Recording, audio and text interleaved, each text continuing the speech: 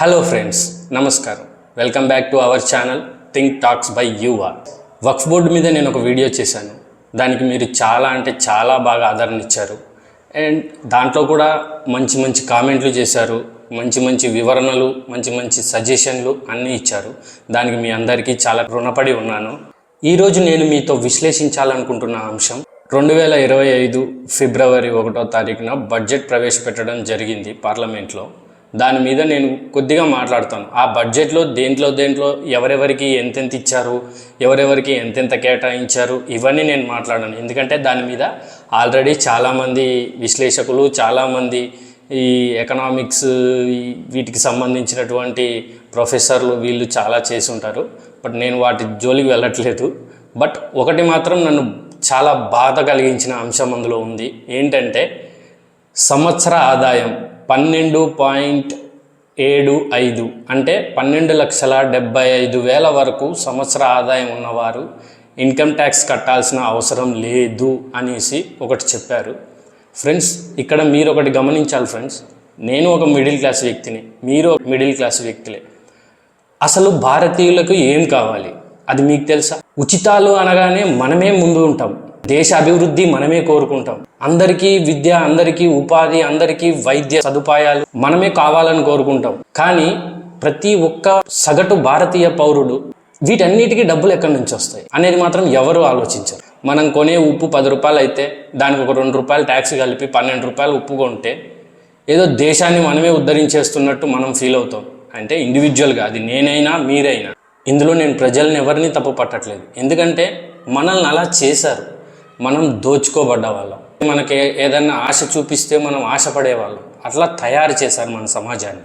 ఒకసారి మీరు ఆలోచించండి ఫ్రెండ్స్. 12,75,000 సంవత్సరం ఆదాయం ఉన్న వ్యక్తి అంటే నెలకు అతని ఆదాయము 1,00,000 రూపాయల పైనే ఉండాలి. 1,10,000, 1,05,000 ఈ రేంజ్లో ఉండాలి అతని ఆదాయం. సో 1,05,000 నెలకు సంపాదించగలుగుతున్నారంటే అతను మిడిల్ క్లాసా, లేకపోతే పూరా, పేదరికానికి దిగువలో ఉన్నవారా అనేది మీరే ఆలోచించుకోగలరు. నేనేం చెప్పాల్సిన అవసరం లేదు మీకు. ఖర్చులను బట్టి మనం అంటాం కదా, మన పెద్దలు చాలామంది అంటుంటారు, పిండి కొద్దీ రొట్టె, ఆదాయం కొద్దీ ఖర్చులు.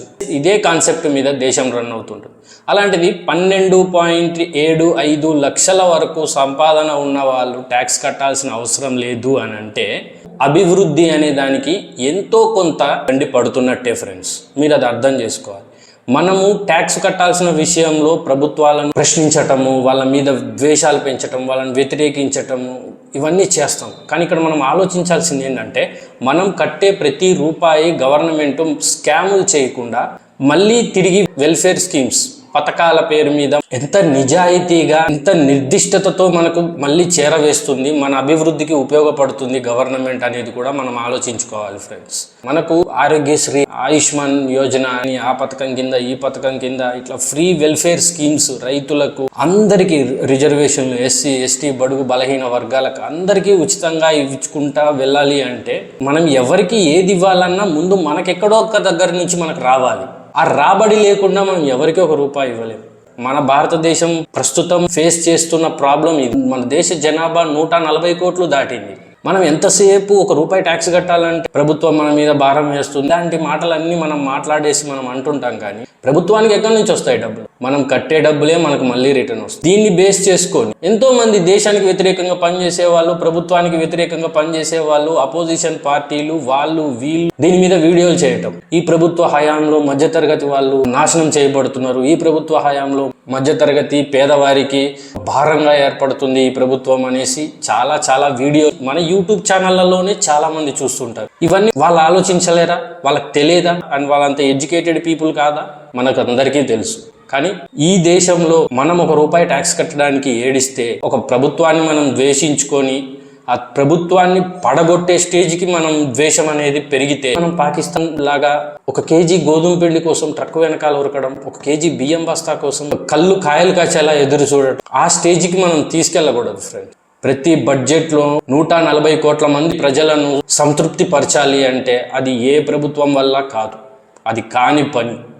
సో ఇది ఫ్రెండ్స్, ఈరోజు నేను మీకు చెప్పాలనుకున్న అంశం. ఈ బడ్జెట్ వెనుక ఎంతెంత కుట్రలు దాగుంటాయి, ప్రజలను ఎలా తప్పుదోవ పట్టించడానికి ట్రై చేస్తుంటారు అనే దాని గురించి నేను మీకు చిన్న వివరణ ఇవ్వాలని ఈ వీడియో చేశాను. సో దయచేసి ఆలోచించండి, అర్థం చేసుకోండి. ఈ వీడియో మీకు నచ్చిందని ఆశిస్తున్నాను. నా వీడియో మీకు నచ్చినట్లయితే ప్లీజ్ షేర్ చేయండి, కామెంట్ చేయండి, లైక్ చేయండి అండ్ సబ్స్క్రైబ్ కూడా చేసుకోండి. మీ బంధుమిత్రులకి, మీ స్నేహితులకి అందరికీ షేర్ చేయండి. మీ సోషల్ సైట్స్లో అందరికీ షేర్ చేయండి. ఒక మంచి వీడియోతో మళ్ళీ కలుద్దాం.